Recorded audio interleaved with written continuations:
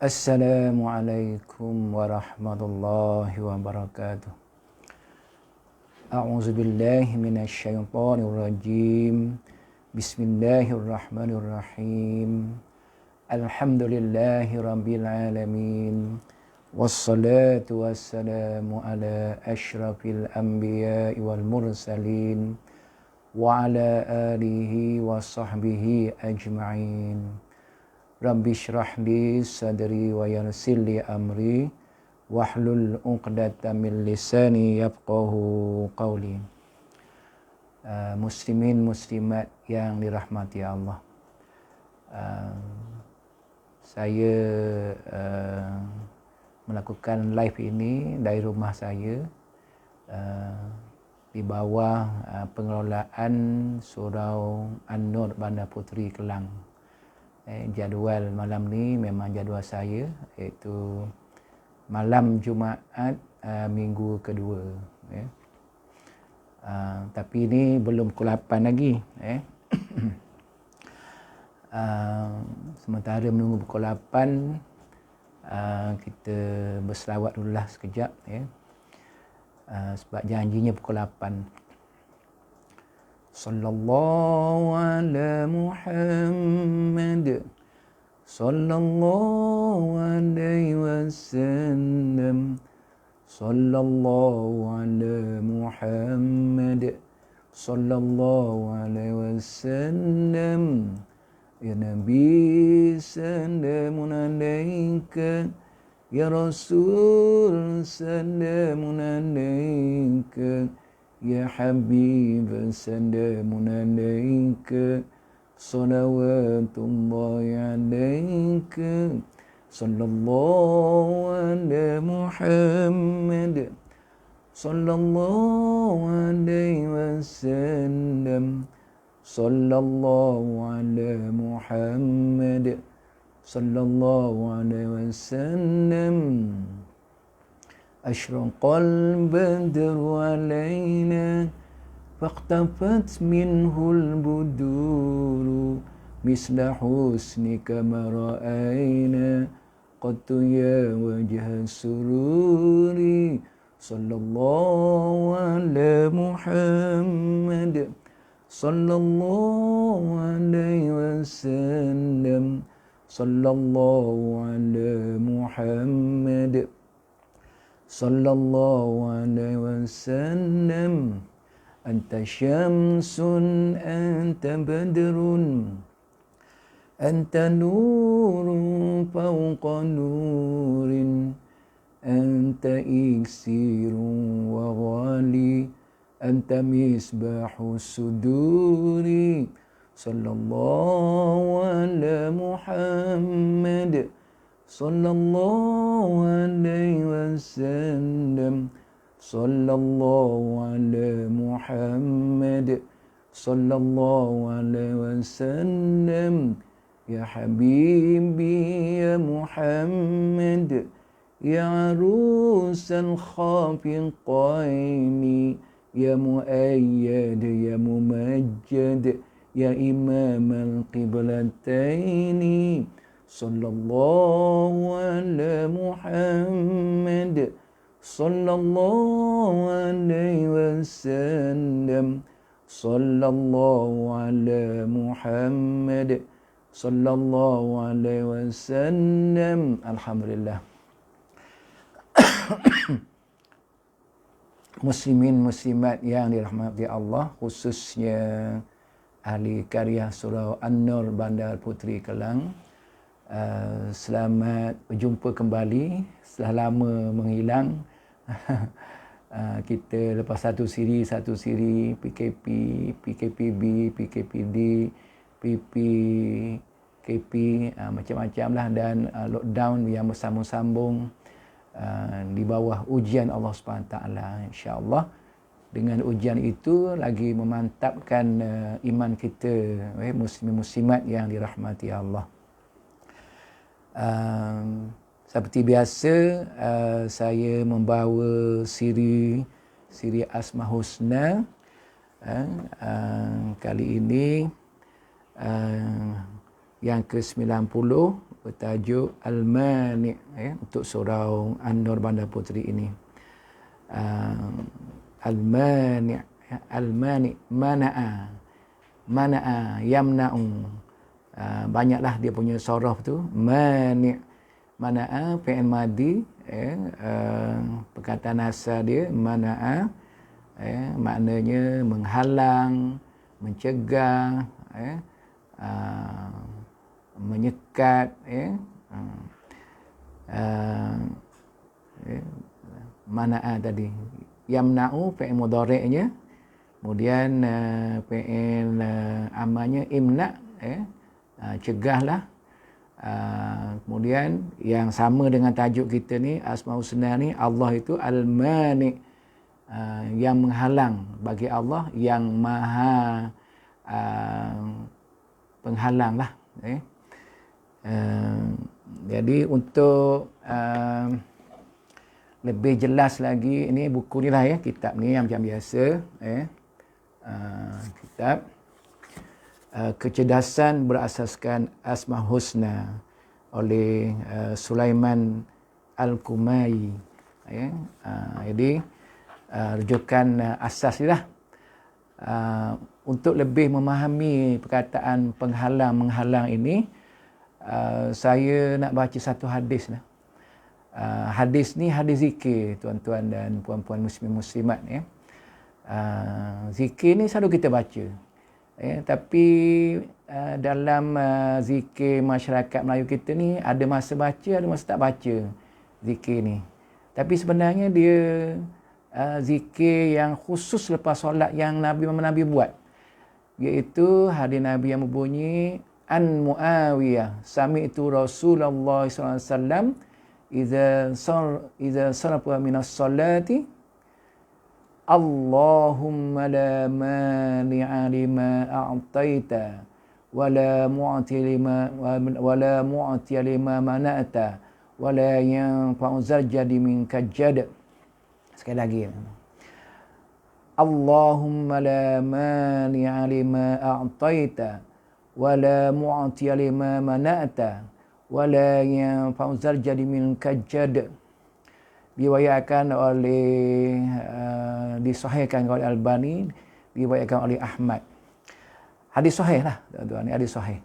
Maksud dia, Muawiyah kata, aku mendengar Rasulullah SAW apabila dia selesai daripada solat, dia baca, Allahumma la mani'a lima a'taita wa la mu'tiya lima mana'ta wa la yanfa'u zal jaddi minka jadd. Cuma dalam susunan saya tengok dalam, saya dah buat sedikit kajian dalam susunan dia tu, dia ada pada solat fardu isyak, fardu zuhur, asar, lepas solat 3 tu. Yang lepas maghrib, lepas subuh, dia tak ada bacaan tu. Tapi nak baca pun tak salah, kan? Dia zikir kita ni, saya sebut secara ringkas, lepas solat, maghrib, subuh dia ada sedikit perbezaan. Bermula dengan istighfar 3 kali, astaghfirullah, astaghfirullah, astaghfirullah. Kemudian Allahumma antas salam wa minkas salam tabarakta ya zal jalal wal ikram. Ni semua saya ambil daripada hadis sahih. Kalau ada lebih ke, ada terkurang ke, dan zikir yang kita baca tu, kalau nak tepat ikut yang saya baca ni lah. Kemudian kalau lepas fardu maghrib dan subuh, la ilaha illallah wahdahu la syarikalah lahul mulku wa lahul hamdu yuhyi wa yumitu wa ala kulli syai'in qadir. 10 kali lepas subuh, 10 kali lepas maghrib. Sahih, hadis sahih. Banyaklah kelebihan dia tu. Kalau zaman Covid ni, diamalkan tu 10 kali lepas subuh, 10 kali lepas maghrib tu baca untuk menjauhkan min kulli makruhin, menjauhkan daripada segala yang tak diingini, yang tak diingini, yang bahaya dan sebagainya, termasuklah COVID tu. Kemudian kalau lepas tu kita akan sambung dengan Allahumma ajinni minan nar 7 kali lepas subuh, lepas maghrib. Lepas tu barulah boleh bergerak. Boleh kalau kita Allahumma ajinni minan nar ni, kita jangan buat apa urusan lain yang dulu. Nak panggil anak ke, nak tutup pintu ke apa, tunggu sampai habis Allahumma ajinni minan nar dulu. Sebab nak dapat kelebihan Allahumma ajinni minan nar ni bila baca 7 kali lepas maghrib, kemudian 7 kali lepas subuh, kalau maghrib tu jika ditakdirkan dia meninggal pada malam itu, dia dijauhkan daripada api neraka.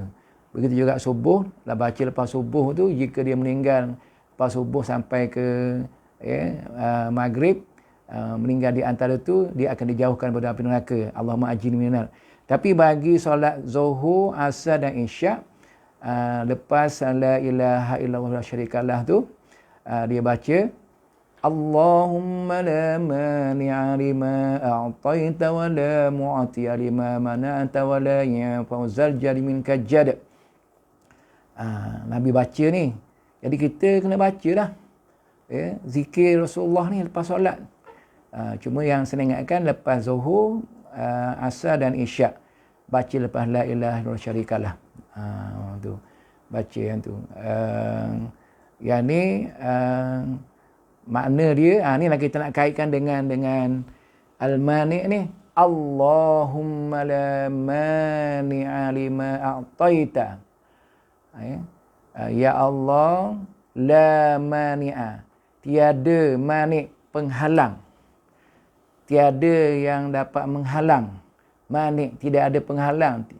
Mani', Allahumma la mani'a lima a'taita, apa yang hendak engkau berikan. Maknanya kalau Allah ni nak bagi kurniaan apa-apa pada seseorang tu, makhluk tak boleh nak sekat. Kalau kita nak dapat rezeki, macam-macam mana pun dapat rezeki. Jika makna tak ada siapa yang dapat menghalang. Sebab apa? Manik itu Allah lah maha penghalang. Kalau Allah tak halang, dapatlah. Macam tu. Wala mu'tiya lima mana'ta. Dan tak boleh orang nak memberi, siapa-siapa makhluk nak memberi, jika engkau larang, engkau cegah. Mana'ta. Dia sorah dia berbeza lah. Sorah dia berbeza, tapi maknanya menghalang lah. Katalah orang nak dapat rezeki tu rezeki ni, rezeki tu rezeki ni, pangkat itu pangkat ini, macam-macam lah, harta itu harta ini. Tapi kalau Allah larang, Allah cegah, tak dapat. Itu makna Allah tu mani', Allah tu mani', Allah tu maha penghalang, maha pencegah. Sama ada keburukan ataupun kebaikan lah, semuanya di atas takdir Allah SWT. Wala yanfa'u zal jaddi minkal jadd. Dan tidak berguna, wala yanfa'u zal jaddi, segala harta kekayaan kita tu tak berguna, tak bermakna apa dibandingkan dengan minkal jadd, kekayaan Allah SWT. Itulah. Makna tak dapat tandingi lah, tak dapat tandingi. Memanglah itulah sifat kebesaran Allah SWT.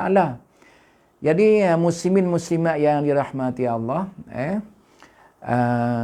kita nak tengok isi-isi dia dalam buku kitab kita ni. Tapi sebelum tu kita tengok makna yang lebih luas dari kitab Akidah Islam Said Sabiq. Dia sebut makna al-mani' sini. Al-mani', yang maha penghalang. Dialah yang dapat mencegah sebab-sebab yang membawa kecelakaan dan kebinasaan. Itu dia. Sekali lagi, al-mani', yang maha penghalang. Allah tu maha penghalang. Tak boleh siapa pun yang nak menggugat kuasa dia. Kalau dia nak halang, dia halang lah. Kan?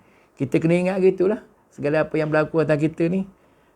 Dialah yang dapat mencegah sebab-sebab yang membawa kecelakaan dan kebinasaan. Maknanya katalah kita sekarang ni, kita ni dilanda oleh pandemik COVID-19 kan. Ada yang dah meninggal ramai, ada yang ICU, ada yang kritikal. Semalam pun semoga Allah ghafarallahu lahu wa rahmatuh, mengampunkannya dan merahmatinya, iaitu dia macam abang saya lah juga, iaitu mertua kepada adik angkat saya, Ustaz Abin Faisal. Dia ialah takdirnya lah kan, takdirnya dia sebab musababnya daripada COVID-19 ni. Sama-samalah kita doakan ya, ghafarallahu lahu wa rahmatuh, amin. Jadi maknanya yang selamat, maknanya selamatlah, Allah halang kan. Yang takdirlah, itu ujian Allah Taala kan. Kalau Allah nak halang daripada COVID-19 ni, Allah halang. Siapa pun nak apa ni, apa pun yang mengancam kita, maka kalau Allah halang tak berjaya benda tu kan. Dia kata sini Al-Mani ni dialah yang dapat mencegah sebab-sebab yang membawa kecelakaan dan kebinasaan. Jadi cuma kita ni manusia ni, kita usahalah kan. Kita kena ingatlah konsep-konsep usaha tu.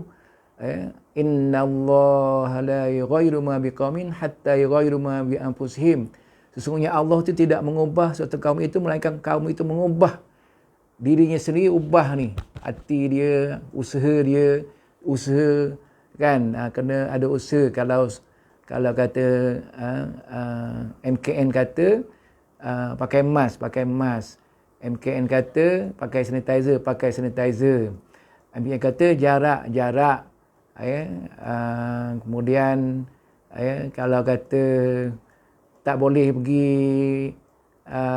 masjid berjamaah pun, dihadkan orangnya pun ikut je lah. Dah berlaku dah. Di Mekah pernah berlaku, dalam sejarah banyak berlaku. Kita ni kadang kita berada di ruang yang sempit dalam pemikiran agama ni. Kita tahu satu hadis tak boleh, kena pergi Jumaat, kena pergi berjamaah, kena jarak mana. Itulah keadaan biasa. Dan keadaan darurat ni, wa man turra ghaira baghin wala isma, wa man turra ghaira baghin wala ani fala isma alai. Siapa yang dalam keadaan mudarat, dia tidak melampau dan tidak sengaja, maka tidak ada dosa baginya. Kan? Banyaklah kaedah-kaedah usul fiqh tu, kita kena patuhlah. Kan dah ada kluster sampai setengah tempat tu sampai memakan mangsa 15 orang satu masjid kan. Tak payahlah sebut tempat mana, sebagai contoh je lah. Kan dah disuruh jarak, berlaku kat Mekah pun. Berlaku banyak tempat lah dalam sejarah ni kan. Dan bila berlaku COVID ni kan, ikut hadis tu kita jangan jumpa orang, kita tinggal di rumah supaya tidak berjangkit. Ketika Nabi didatangi oleh satu kabilah, ada seorang Nabi tak bersalam sebab dia ada penyakit. Jadi jangan kata pula salam tak boleh, jangan semayang tak boleh rapat. Itu dah darurat. Fahamkan darurat tu lah, muslimin-muslimat. Jangan kita pandai-pandai sendiri kan. Banyak dah fatwa-fatwa yang dikaji tu. Baik. Itu makna daripada kitab Akidah Islam. Kemudian dari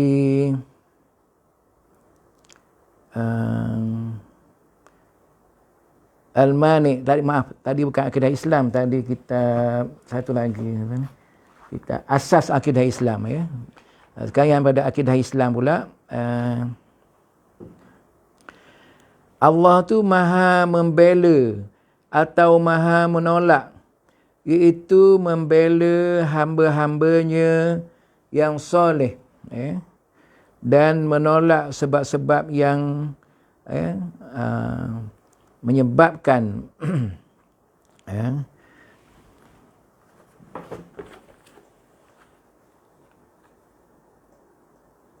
kerosakan, yang menyebabkan kerosakan. Tuan-tuan. Allah tu maha pembela atau maha menolak. Bela lagi. Dia bela. Kita ni orang beriman ni. Allah bela. Allah kita ni ada pembela. Mana Allah tu bela. Kalau kita nak dapat sesuatu kecelakaan apa semua, Allah cegah, maka Allah bela kita lah tu. Kan? Kita kena syukurlah. Membela hamba-hambanya yang soleh dan menolak sebab-sebab yang menyebabkan kerosakan. Allah tolak. Itu makna pada akidah Islam. Saya sabik. Kemudian kita ambil sikit daripada buku kitab yang ringkas ini, daripada kitab yang saya baca. Kitab ni 99 nama Allah. Asmaul Husna, 99 names of Allah. Disebut sini sama juga Allah ni maha membela, al-mani, the preventer, Allah prevent kita. Allah prevents us, the preventer, ya mani, wahai yang maha mencegah. Di sini disebut kelebihan dia, tuan. Mereka yang menyebut nama ini berulang kali akan menjalani kehidupan keluarga yang bahagia. Nanti kita akan sambung lagi kelebihan dia ni pada kitab yang lain, kitab asas kita ni. Ya mani, ya mani, ya mani. Jadi kita masuk pada tajuk isi kitab kita ni, muslimin muslimat yang dirahmati Allah, iaitu al-mani' yang mencegah. Dia bawakan dengan satu cerita lah. Saya tak bacalah, saya ringkaskan cerita ni. Cerita ni seorang kaya. Dia ada kebun yang luas. Kemudian dia ada tukang kebun. Kemudian dia suka tengok isteri tukang kebun dia tu. Bahaya juga ni. Suka pada isteri orang ni. Jadi dia pergi ke kebun tu. Lepas tu dia masuk dalam rumah tukang kebun tu. Dia suruhlah tukang kebun tu pergilah mana-mana buat kerja, kan. Dia orang kaya tu, tukang kebun dia macam hamba dia lah, kan. Kemudian dia suruh isteri tukang kebun tu tutup semua pintu tingkap apa semua supaya orang tak nampak. Jadi saya baca sikit lah yang isteri tu jawab. Dia kata,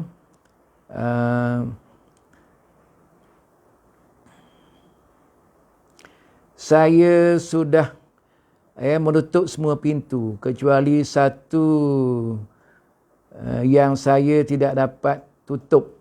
Satu yang dapat tutup. Semua pintu tingkap tutup dah, kan, nak buat maksiat ni. Orang kaya itu bertanya, pintu yang mana? Pintu antara kita dengan Tuhan, dengan Allah. Tu yang manik tu, Allah manik. Allah tu mencegah. Tak boleh maknanya nak lari daripada kuasa Allah Ta'ala, kan. Kemudian jawab isteri tukang kebun itu. Mendengarkan jawapan itu, orang kaya itu menyesal dan meminta maaf. Ini dia daripada kitab Lami'. Itu cerita dia lah. Muslim muslimat cerita dia. Nak tunjuk Allah tu ni maha mencegah. Kita ni pun ada pencegah, kan. Pencegah maksiat ada. Tapi tak boleh cover semua, kan. Saya pun selalu dapat aduan ada berlaku macam-macam lah, kan. Jadi banyak proses dia, tuan. Kita kalau ada berlaku, kita tahu ada berlaku maksiat tu, ada bersekedudukan ke, ada perbuatan zina ke apa ke, kita kena buka online ni, ambil link apa, Jaiz sana bahagian pencegah maksiat ni lah. Lepas tu bila dia masuk link tu, lepas tu yang Jaiz akan hantar kepada penguatkuasa PAID, Pejabat Agama Islam Daerah. Waktu baru ambil tindakan. Proses dia okey lah tu, kan, ada sistem dia, kan. InsyaAllah lah kita dapatlah mencegah, tapi tak boleh cover semua. Sebab apa? Sebabnya kita ni kuasa manusia, pencegah manusia itu terhad. Tapi Allah kalau nak cegah, kan akan tercegahlah. Allah mani. Baik, muslimin-muslimat, kita teruskan lagi. Isi dia, Allah melarang makhluknya daripada melakukan kejahatan. Dia menjaga kita daripada menjadi munafik dan musyrik. Allah mencegah kita daripada apa yang kita kehendaki, kerana dia tahu apa yang kita kehendaki itu menimbulkan bahaya bagi kita. Jadi konsepnya Islam ni Allah lah, maknanya sebagai Tuhan kita. Kita ni beriman, menjalankan perintahnya, meninggalkan larangannya. Allah ni laranglah buat yang tak baik, kan? Allah larang buat tak baik. Kemudian ada juga yang kita tak tahu benda tu tak baik. Kita nak juga benda tu, tapi benda tu tak baik bagi kita. Allah pun halang juga, kan? Allah tu Maha Penghalang. Dia mahu kita mencari yang lain yang lebih bermanfaat, baik bagi diri sendiri maupun orang lain. Kalau suatu tu kita tak dapat, kan tuan-tuan, kita usaha-usaha tak dapat, kita kena reba, berserah pada Allah Ta'ala. Ada hikmah tu, ada hikmah dia. Macam Qarun, Sa'labah, yang asal miskin jadi kaya. Bila kaya jadi lain, kan? Itu maknanya Allah tak bagi. Kalau kita tak dapat rezeki apa-apa tu, maknanya ada hikmah. Atau tak dapat apa yang kita inginkan, kebaikan yang kita dapat, ada hikmah dia. Kalau dapat tu jadi makin adalah perkara yang tak baik bagi kita. Jadi Allah ni dia Maha membela kita, menjaga kita untuk manfaat diri kita dan orang lain. Kan? Allah mahu kita memperoleh perkara yang bermanfaat bagi kita pada masa ini dan juga pada masa hadapan, iaitu sesudah kematian kita. Tuan-tuan, kita ni wabtaghi fi ma atakallahu darul akhirah wa la tansa nasibaka minad dunya. Kamu carilah kurniaan Allah kamu untuk akhirat sana. Wal akhiratu khairun, ataupun wal akhiratu khairun wa abqa. Negara akhirat itu lebih kekal, lebih baik dan kekal. Yang dunia ni kita dapat banyak mana pun harta apa, sementara je. Kalau kita dah umur 60 macam saya ni, tak tahu berapa lagi umur, kalau dapat apa-apa pun bukan lama dah nak guna pun, kan? Yang penting akhirat sana. Kita duk kejar dunia ni sampai lupa yang akhirat, tapi Allah kata wala tansa nasibaka minad dunya. Jangan kamu lupa nasib kamu atas dunia. Berusaha juga untuk keperluan kita kehidupan ni, tapi dia tak kekal, kan? Yang kekal akhirat sana. Jadi yang ni lah Allah ni nak jaga kita ni, dia cegah ni untuk kita, kebaikan kita di dunia, apatah lagi di akhirat sana, kan? Menurut Imam Ghazali, dengan memperkenalkan dirinya sebagai orang sebagai yang maha mencegah, Allah menegaskan dia mencegah kebinasaan, termasuklah kebinasaan dalam agama. Tak nak kita kebinasa ni dalam agama. Agama lah yang penting sekali. Jangan lupa diri, jangan kita hanyut dengan derhaka pada Allah Ta'ala, hanyut dalam kelalaian apa semua, kan? Jadi Allah ni maha mencegah. Dia maknanya dia mencegah kita daripada rosak dalam agama. Tapi kita kena usaha dan bukan berserah. Jiwa ni qalb ni, perasaan kita, jiwa kita, nafs ni, ala inna fil jasadi mudghah idza saluhat saluhal jasadu kulluhu wa idza fasadal jasadu kulluhu ala wal qalb. ada satu daging dalam badan kita ni, jika dia bagus-bagus semua. Kan? Ni jantung kita ni. Kop ni jantung tuan-tuan ni. Kop ni jantung. Ya. Kalau hati kibdah. Ya. Ni apa ya. Jadi kibdah ni, kop ni jantung. Maknanya kita Allah kata walaqad zara'na li jahannama katsiran minal jinni wal ins lahum qulubun la yafqahuna biha. Kami penuhkan neraka manusia dan jin ni, kami penuhkan neraka itu dengan manusia dan jin yang ada lahum qulubun, jantung, jantung. Ia bukan hati jantung tu, qalb tu. Sebab kalau tanya apa makna qalb, kita kata hati. Lepas tu kita tulis jantung, klik dalam Google Translate ke, tengok apa dia keluar dalam bahasa Arab jantung. Qalb. Kalau hati dia keluar kibdah tu, kan. Qalb ni. Maknanya ada apa? Ada jantung tapi tak nak berfikir, tak nak faham, kan. Ni. Jadi Allah nak cegah kita daripada rosak jantung ni. Jagalah, kalau jantung ni bagus, baguslah kita di dunia akhirat. Kalau rosak jantung, rosaklah dunia dan akhirat. Kemudian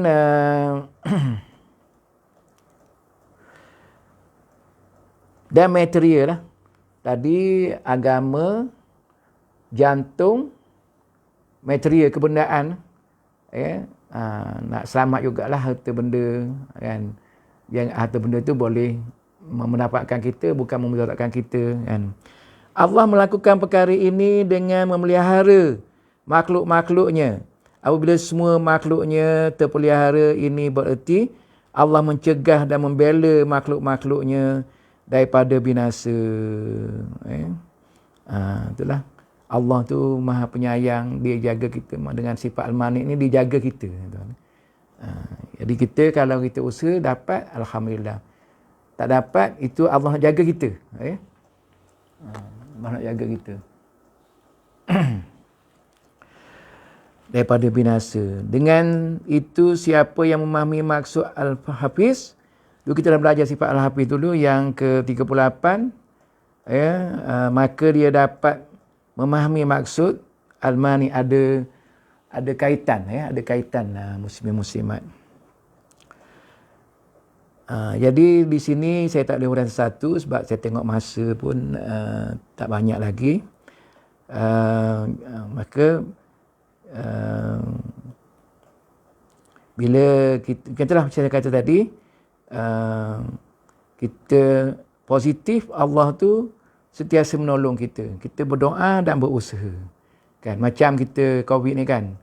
Kita berdoa dalam kunut, kita berdoa dalam berdoa, kita lepas solat, kita berdoa sendiri, kita berzikir, kita beristighfar, kita berselawat.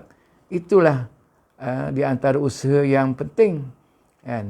Di antara usaha yang penting. Usaha kita ni, dia memanglah Allah tu mencegah kita daripada kebinasaan, tapi kita kena ambil sifat Allah Ta'ala ni untuk menjaga daripada binasa tu. Wala turku bi'aydikum ila talukah, jangan kamu campakkan diri kamu ke lembah kebinasaan. Jadi dia bagi cerita kat sini kisah Sayyidina Ali, kan. Sayyidina Ali. Dia berperang. Lepas tu musuh dia ni, Allah bagi Sayyidina Ali ni orang yang kuat, yang handal berperang, fizikal dia kuat. Bila dia dah nak bunuh musuh tu, pedang musuh dah tercabut, tiba-tiba musuh tu meludah dia. Jadi dia pun tak jadi nak bunuh. Lepas tu musyrikin tu kata, kenapa tak bunuh? Kamu dah boleh bunuh aku. Dia kata, kalau aku bunuh kau, aku bukan bunuh kerana Allah. Aku bunuh kau ni kerana aku nak marah pada kau kerana kau ludah muka aku. dah berubah tu persepsi tu. Asal berjuang kerana Allah, nak bunuh musyrikin ni kerana fisabilillah. Tapi bila dia kena ludah tu, nak marah ni, nak marah kerana ludah tu, maka bunuh. Jadi bunuh tu kerana nak marah. Tak kena tu. Kita pun gitu kan. Kita marah kerana kebenaran. Tapi berubah bila kita panas hati sebab lain lah, orang peli kita ke, orang bohong dengan kita ke, orang, jadi kita nak marah dia tu lagi kerana nak marah lah, ataupun dia buat apa-apa kat badan kita ke, kita nak marah dia tu dah kerana, bukan kerana kebenaran, kerana dia buat salah, tapi kerana dia dah, orang tu dah menyakitkan kita, menyakit fizikal kita ataupun hati kita. Tak boleh. Dia kena marah tu kerana kebenaran. Maksudlah marah pada anak-anak, marah kepada anak murid, siapa-siapa pun. Marah tu kerana Allah. Bukan marah tu kerana kita disakiti. Macam tu yang kata Sayyidina Ali ni. Jadi maknanya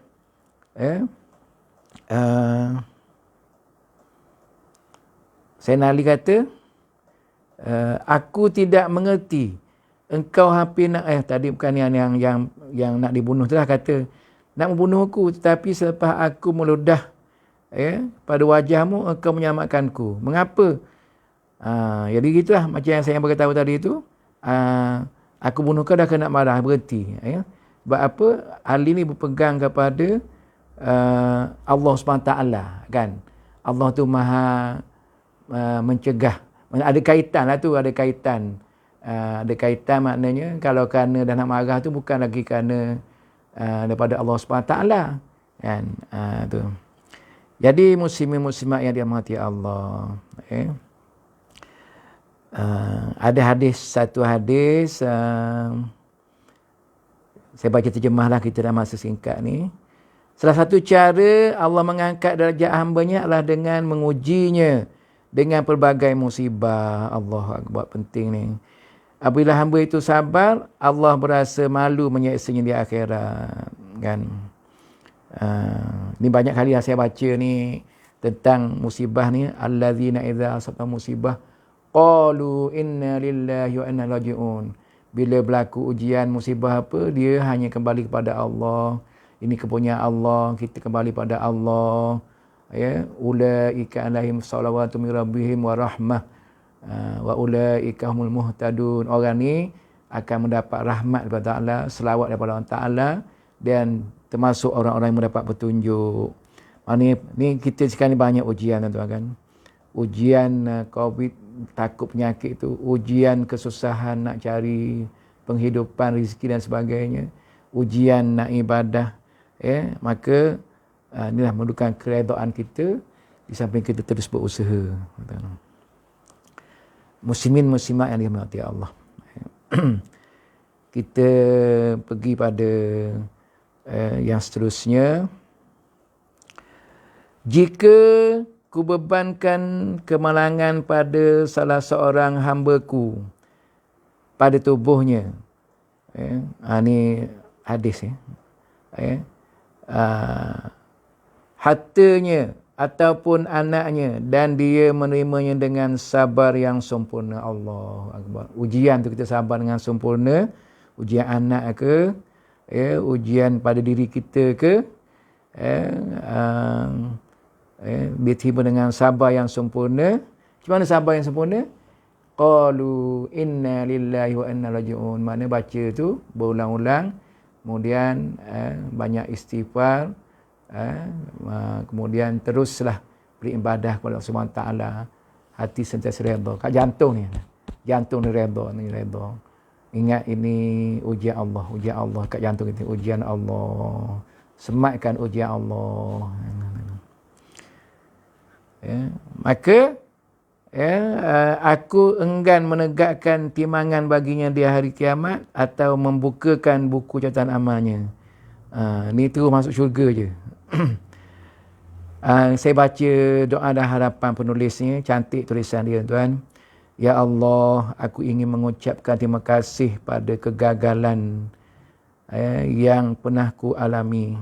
Terima kasih pula gagal ni. Dulu aku menyangka apa yang aku inginkan itulah yang terbaik bagiku. Itulah pinjaman, itulah penjamin masa depanku. Ketika kau gagalkan keinginan itu, betapa kecewanya aku. Hancur sudah masa depanku. Kini baru ku tahu rahsia kegagalan itu.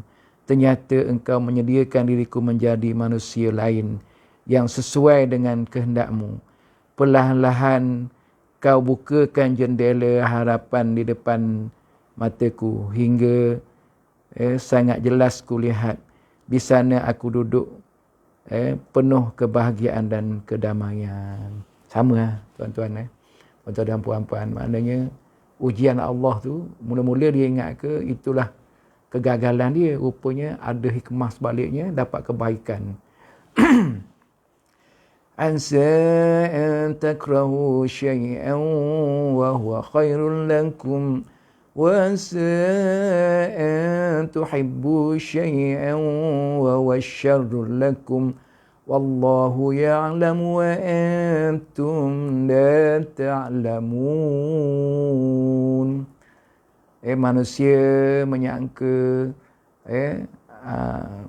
asa antar kausyaan, perkara yang buruk yang melakukan dia itu, sedangkan asa antar kausyaan wahwa khairan, sebenarnya kebaikan bagi dia. Tuan-tuan dan puan-puan boleh fikir tak? Apa yang keburukan yang berlaku pada tuan-tuan tu rupanya membawa kebaikan kita di hari kemudian. Di hari kita selepas itulah kan. Wa asa an tubu syai'an wa huwa syarrul lakum. Yang kita sangka, yang kita suka tu, yang tadi kita benci rupanya baik pada kita. Yang ni kita suka, sesuatu rupanya buruk bagi kita. Wallahu ya'lamu wa antum Wallahu ya'lamu wa antum la ta'lamun. Allah dah mengetahui yang kamu tak tahu. Allah tahu. Allah Maha mengetahui, dia tahulah kebaikan untuk kita. Kita banyak berdoa, banyak beribadah, banyak bermunajat dengan Allah SWT. Muslimin muslimat ni kita ambil dia punya kelebihan dan khasiat. Ini bagus ni, penting ni. Siapa yang berasa dirinya diancam atau ditakutkan oleh orang lain, bacalah ya mani ya mani ya mani ya mani sebanyak 161 kali. 161 kali sehari sebelum sembahyang subuh. Insya-Allah orang itu selamat daripada bahaya. Boleh lama sekarang tuan-tuan. Takut ni penyakit ni, tapi kita kena ingat kuasa Allah Taala. Jangan takut kita pada penyakit ni melebihi takut kita Allah Subhanahu Taala. Tapi sebagai usaha tu, sebelum subuh bangun awal sikit, baca ya mani 161 kali, insya-Allah orang itu selamat daripada bahaya. Apabila sepasang suami isteri terasa perasaan cinta antara mereka hambar, bacalah ya mani ini secara perlahan di tempat tidur. Dengan izin Allah ia dapat menghidupkan kembali rasa cinta itu. Membaca ya mani dalam perjalanan pula membantu menjauhkan diri daripada mengalami bahaya dan kesulitan sepanjang perjalanan. 3 lah kat sini tuan-tuan . Yang tadi kita baca 161 kali sebelum subuh untuk kita jauhi daripada perkara yang kita takut. Termasuklah COVID ni atau apa-apa sajalah. Kemudian bagi hubungan suami isteri, baca di tempat tidur yang manik ni, baca berulang-ulang, insya-Allah perasaan cinta akan bertaut dan bercambah kembali antara suami isteri itu. Bagus ya, muslim-muslimat. Kemudian juga kalau kita dalam perjalanan kan selalu kita takut jugalah nak doalah kau selamat. Safaran sa'ida. Itu ucapan dia. Safaran sa'ida, semoga safar kamu safar yang bahagia, yang tak ada kecelakaan lah kan. Itu doa kalau kita kawan kita nak ni, kita doa itulah safaran sa'ida. Dan orang yang musafir tu doa dia makbul. Khususnya bila naik bukit-bukit tu, dia doalah selamatkanlah keluarga aku, selamatkan sahabat aku, sihatkanlah kawan aku, makbul. Doa orang musafir. Dan doa orang yang orang musafir ni, doa orang yang ditinggalkan tu, doa kita yang duduk rumah ni pun makbul juga. Kita nak berjalan tu ada doa dia khas kan, ada doa dia Bismillahirrahmanirrahim, Alhamdulillah, Subhanalladzi sakhrana hadza wa ma kunna lahu muqrinin wa inna ila rabbina lamunqalibun. Alhamdulillah, alhamdulillah, alhamdulillah. Allahu akbar, Allahu akbar, Allahu akbar. Subhanaka inni zalamtu nafsi faghfirli fa innahu la yaghfiru dzunuba illa anta. Ha ha ha ha. Itu dalam kitab Syama'il Muhammadiyah ada. Kena ketawa, dia nak hilangkan kita punya tension apa, semua nak berjalan seronok, Rasulullah ketawa. Lepas baca doa tadi lah. Tanya kenapa ketawa? Bila dia kata dia nampak Allah ni gembira. Bila Nabi baca doa tu, Allah sukalah. Tu Nabi ketawa. Jadi ini juga usaha dia. Baca ya mani' dalam perjalanan itu.